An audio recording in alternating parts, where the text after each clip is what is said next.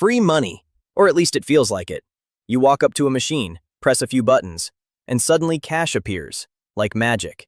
Hi, I'm Lukas. I explain complicated things using simple words and simple drawings. Today we talk about how ATMs actually work. ATMs are strange. They sit there, quietly, on street corners, in supermarkets, outside banks. Little money robots waiting for humans. And people walk up confidently, insert a card, press a few buttons, and expect money to come out. Which is a little crazy when you think about it, because the ATM doesn't know you. It doesn't know your bank. It doesn't even know how much money you have. So how does it decide whether to give you cash or call the police? Let's start with your card. When you insert your bank card, the ATM reads a tiny chip or magnetic stripe. Inside that chip is your account information, not your money, just the address of your bank account. Think of it like a house address. The ATM now knows where to ask. Next step, your PIN, the famous 4 secret numbers. You type them in very carefully, and suddenly, everyone around you becomes extremely interested in their shoes. The ATM now sends a message, not to your bank building, but to a huge banking network, a global system connecting thousands of banks. The ATM basically asks, hey, this person wants $200. Is that allowed? Your bank checks 3 things. First, is the PIN correct? Second, is there enough money in the account? And third, does this look suspicious?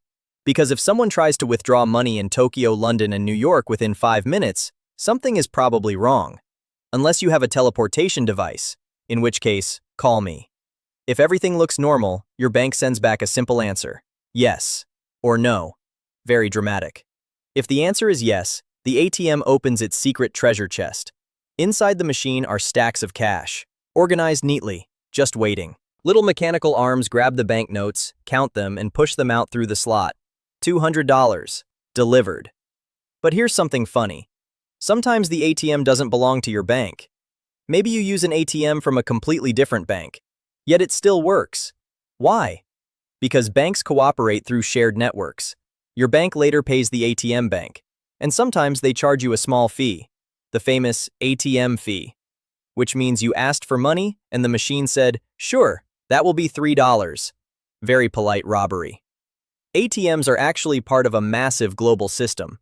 Millions of machines, billions of withdrawals, all connected through banking networks, all verifying accounts in seconds.